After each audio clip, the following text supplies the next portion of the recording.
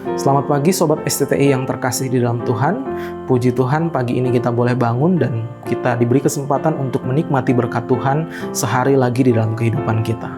Pada pagi hari ini sebelum kita masuk ke dalam hari ini, mari kita merenungkan, membaca dan merenungkan firman Tuhan yang pada pagi hari ini saya beri judul 7 kaki Dian Emas. 7 kaki Dian Emas sendiri adalah satu konsep yang tercatat di dalam kitab Wahyu, yang saat ini teks kita saya ambil dari Wahyu pasal 1 ayat 12, 13, dan 20. Mari kita sama-sama membaca Wahyu pasal 1 ayat 12, 13, dan 20. Lalu aku berpaling untuk melihat suara yang berbicara kepadaku, dan setelah aku berpaling, tampaklah kepadaku 7 kaki Dian dari emas. Dan di tengah-tengah kaki Dian itu ada seorang serupa anak manusia, berpakaian jubah yang panjangnya sampai di kaki, dan dadanya berlilitkan ikat pinggang dari emas. Ayat 20. Dan rahasia ketujuh bintang yang telah kau lihat pada tangan kananku, dan ketujuh kaki Dian emas itu, ketujuh bintang itu ialah malaikat ketujuh jemaat, dan ketujuh kaki Dian itu ialah ketujuh jemaat. Demikian jauh pembacaan firman Tuhan. Sobat STI yang terkasih, ada rasa bangga ketika kita tergabung di dalam satu organisasi tertentu. Misalnya organisasi yang besar atau organisasi yang bergengsi. Misalnya partai politik tertentu, ketika semua orang adalah orang-orang biasa, ternyata kita adalah pejabat atau kita adalah anggota dari partai politik yang pada saat ini sedang berkuasa. Itu adalah satu kebanggaan untuk kita. Atau ketika anak kita itu tergabung di dalam organisasi yang sangat besar seperti Google atau Facebook. Atau ada juga yang saat ini bekerja di dalam perusahaan-perusahaan raksasa yang bergerak dalam bidang real estate. Ada satu kebanggaan yang kita miliki ketika kita tergabung di dalam organisasi-organisasi tersebut. Namun ternyata di dalam Alkitab organisasi-organisasi itu tidak tercatat. Yang tercatat adalah organisasi yang bernama gereja. Di kitab Wahyu ini digambarkan bahwa gereja atau bahasa lain daripada teks perjanjian baru di bahasa Indonesia menggunakan kata jemaat. Gereja itu digambarkan oleh kitab Wahyu sebagai ketujuh kaki Dian emas. Memang pada saat itu 7 kaki Dian emas itu melambangkan 7 gereja yang menjadi tujuan daripada penulisan kitab Wahyu ini. Dari Efesus sampai Laodikia. Ya, tapi itu adalah representasi daripada gereja-gereja yang ada di sepanjang abad, di segala zaman, di segala tempat. Nah, Bapak Ibu sekalian, Sobat STI yang terkasih, kita melihat ketika kita membaca ayat 13 sampai kepada ayat 19 yang tadi kita sempat skip, itu adalah deskripsi yang sangat megah dari seseorang, dari satu sosok yang dijelaskan adalah anak manusia, yaitu tidak lain adalah Yesus Kristus sendiri.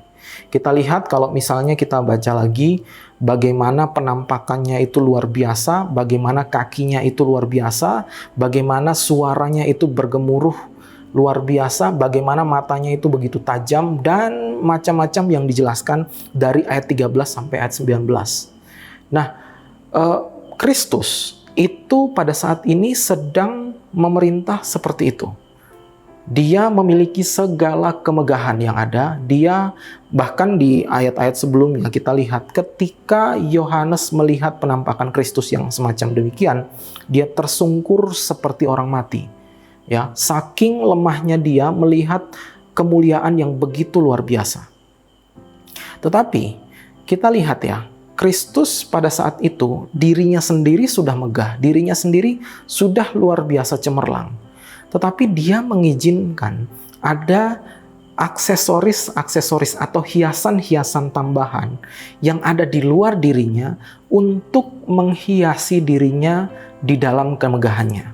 Yaitu tidak lain dan tidak bukan adalah 7 kaki Dian emas.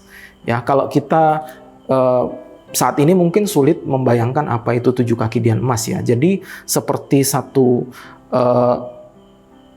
tongkat lampu seperti itu, dan di atasnya atau di ujungnya itu ada pencahayaan dalam bentuk pelita atau lilin atau apapun, obor seperti itu. Dan itu ada 7-7-nya mengelilingi kemuliaan Kristus. Dan ketujuh kaki Dian emas itu juga adalah hiasan bagi kemuliaan Kristus. Bapak Ibu Saudara, kalau kita saksikan ya, di sekeliling kita ada begitu banyak gereja. Gereja yang megah, kalau saya pernah melihat ada satu gereja yang tempat ibadahnya itu cukup untuk menampung ribuan orang, yang alat musiknya itu harganya sekitar 4 miliar, menggunakan grand piano, yang kursinya itu dari kayu-kayu pilihan untuk diduduki oleh jemaatnya, dan macam-macam. Arsitekturnya itu luar biasa megah. Tetapi di sisi lain, ada juga gereja-gereja rintisan yang masih beribadah di tempat-tempat seadanya, yang masih beribadah mungkin di gudang. Saya pernah masuk ke dalam sebuah rintisan gereja, mereka beribadah di gudang kayu yang dimiliki oleh seorang juragan, kemudian pegawainya diizinkan untuk beribadah di situ. Itu adalah satu rintisan gereja. Bagaimanapun gereja itu dilambangkan di dalam kitab Wahyu sebagai 7 kaki dian yang mengelilingi Kristus. Dan bukan kaki dian biasa, tetapi dia kaki dian yang terbuat dari emas. Bagaimana gereja itu adalah sesuatu yang berharga bagi Kristus. Bagaimana gereja itu adalah hiasan yang sangat berharga yang mengelilingi kemuliaan Kristus. Kita seringkali, Sobat STI, meremehkan apa itu gereja. Kita seringkali, ya, karena saking banyaknya gereja, satu dengan yang lain, ya, ada yang mungkin malas-malasan ke gereja, ada yang mungkin acuh tak acuh ke gereja, ada yang mungkin sangat berat untuk melayani di gereja. Padahal kita untuk organisasi-organisasi dunia, kita mau banting tulang dari pagi hingga malam, menjelang pagi lagi hingga malam lagi, dan terus-menerus itu kita lakukan. Tapi untuk gereja sendiri, kita acuh tak acuh. Saat ini, mari kita lihat kembali bahwa apa yang dituliskan atau organisasi yang tertulis yang dengan begitu agung itu adalah gereja Tuhan, bukan organisasi-organisasi yang lain. Tugas kita di luar adalah satu hal, ya, kita memang harus bekerja, harus berbakti kepada mungkin tuan-tuan yang kita layani, kepada organisasi-organisasi yang di dalamnya kita bergabung. Tetapi kita juga tidak boleh melupakan gereja. Kita harus menyadari bahwa sesungguhnya kita, berdasarkan pengakuan Petrus yang juga kita akui, kita adalah bagian dari tubuh Kristus yang adalah gereja. Jadi Sobat STI yang dikasihi Tuhan, pada pagi hari ini, mari kita sama-sama menyadari dan mari kita sama-sama komit untuk melayani di gereja, untuk datang ke gereja, bersekutu bersama, untuk memuji memuliakan nama Tuhan di gereja. Bukan di organisasi-organisasi lain Kristus itu datang, bukan di organisasi-organisasi lain Kristus itu ada di situ. Memang kita harus sadar bahwa Kristus pun memerintah kita untuk bekerja dengan sepenuh hati di situ. Tetapi untuk gerejanya, apalagi bagi organisasi dunia, kita harus bekerja dengan sungguh-sungguh, apalagi untuk gereja Tuhan.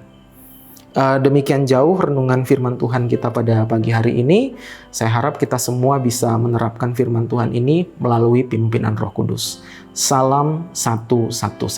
Tuhan memberkati.